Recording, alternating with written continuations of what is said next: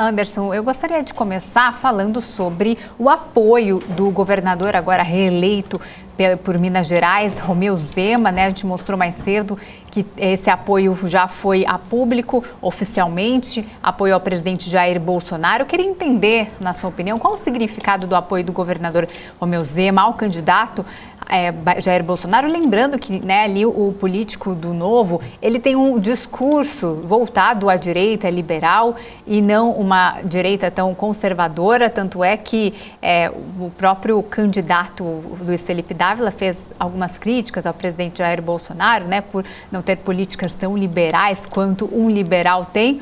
E vista a imagem do atual mandatário, né? Isso pode garantir uma melhor imagem ali ao presidenciável? Qual que é o peso que o Romeu Zema traz a partir de agora para Jair Bolsonaro?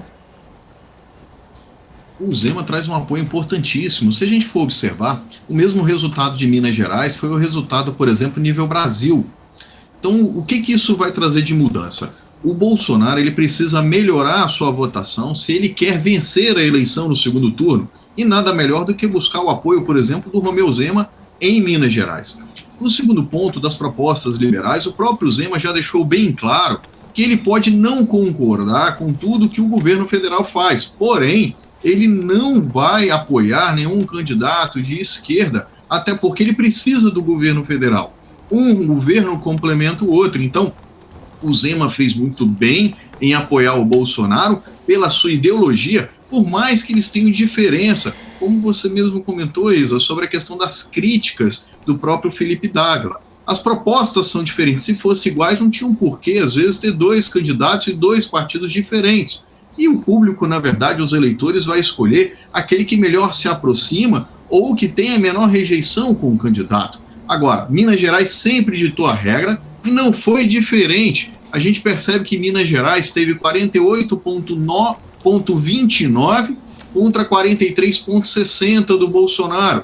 E o resultado final foi 48,43 contra 43,20 do Bolsonaro. Então é um resultado importantíssimo para a gente fazer as observações. E ele precisa mudar. Segundo ponto foi, Minas Gerais escolheu Zema, se elegeu aí em primeiro turno com uma votação expressiva, e o público escolheu como governador um governador liberal e como presidente, no caso em Minas Gerais, um presidente de esquerda.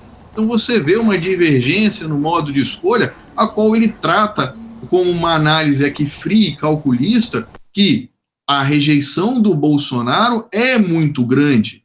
Não ao bolsonarismo, como a gente percebe aí na eleição, por exemplo, de deputados e senadores. Então fica aí esse comentário que o Bolsonaro precisa e muito melhorar em Minas Gerais se ele quer e pretende vencer a eleição no segundo turno.